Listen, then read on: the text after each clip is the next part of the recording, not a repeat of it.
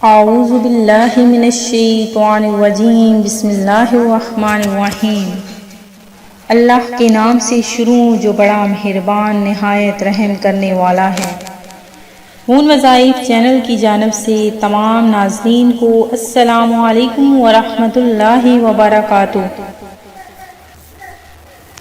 میں اپنا چینل مون وظائف کی جانب سے آپ کی خدمت میں ایک نیا وظیفہ لے کر حاضر ہوئی ہوں۔ سب سے پہلے ہمارا چینل مون وظائف کو سبسکرائب کر لیں اور ساتھ ہی بیل آئیکن کا بٹن بھی پریس کر لیں تاکہ ہر نیا آنے والا وظیفہ سب سے پہلے آپ تک پہنچ جائے۔ ناظرین، آج کی اس ویڈیو میں ہم آپ کے لیے ایک خاص وظیفہ لے کر حاضر ہوئے ہیں۔ قرآن مجید کی وہ کون سی سورت ہے جس کی تلاوت کرنے سے انشاءاللہ عز و جل آپ کہ اگر کوئی خاص مقصد ہے اس میں آپ کو کامیابیاں نصیب ہوں گی اور بحکم خدا بندی آپ غنی اور مالدار ہو جائیں گے۔ جب ہر دروازہ بند ہو جائے اور کوئی وظیفہ کام نہ آئے تو یہ وظیفہ بہت ہی کارآمد ہے جسے آپ نے لازمی کرنا ہے۔ ہماری ویڈیو کو آخر تک ضرور دیکھیں تاکہ آپ کو ویڈیو صحیح وظیفہ اچھی طریقے سے سمجھ آ جائے۔ ایک بزرگ رحمت اللہ علیہ فرماتے ہیں کہ میں ایک سفر کے دوران کسی راستے سے گزر رہا تھا۔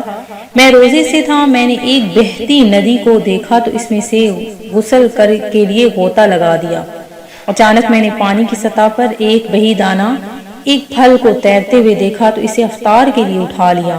جب میں نے اسے افطاری کر لی تو بہت ندامت ہوئی کہ میں نے غیر کے مال سے افطاری کر لی۔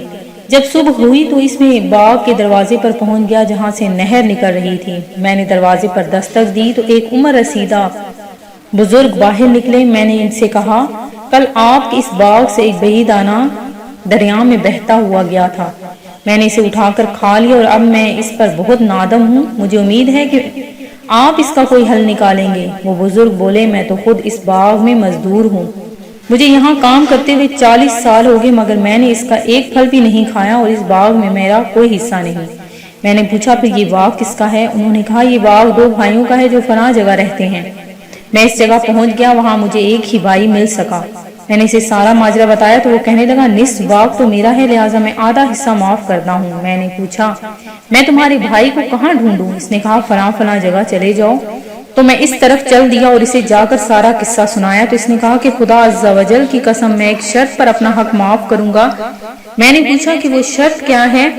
تو وہ بولا کہ میں تم سے اپنی بیٹی کا نکاح کروں گا اور تمہیں 100 دینار دوں گا۔ میں نے کہا، افسوس کہ مجھے اس کا بالکل حاجت نہیں، آپ نہیں جانتے کہ اس ایک پھل کی وجہ سے مجھے کتنی پریشانی ہوئی، لہٰذا میرے لیے کوئی اور حل تلاش کریں۔ انہوں نے کہا کہ خدا عز و جل کی قسم میں اس شرط کے بغیر ایسا نہیں کروں گا۔ جب میں نے ان کا اصرار دیکھا تو ان کا مطالبہ تسلیم کر لیا اور کہا، ٹھیک ہے۔ انہوں نے مجھے 100 دینار دی اور کہا، اس میں سے جتنے چاہو میری بیٹی کے مہر کے طور پر دے دو۔ میں نے سارے دینار واپس کر دی مگر انہوں نے کہا کہ سارے نہیں، کچھ دینار دے دو۔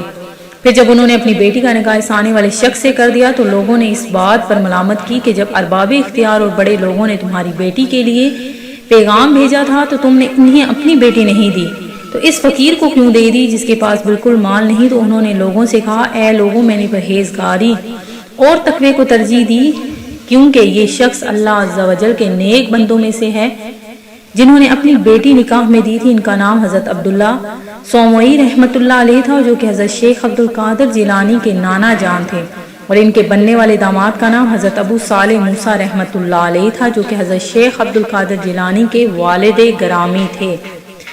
ناظرین، میں آج جو آپ کے لیے وظیفہ لے کر حاضر ہوئی ہوں وہ آج آپ کی حاجت، ہر قسم کی ضرورت، آپ کے ہر قسم کے مقصد کے لیے بہت ہی پرتاثیر عمل ہے۔ اسے نوٹ کر لیجئے کہ یہ آپ نے کس طریقے سے وظیفہ کرنا ہے۔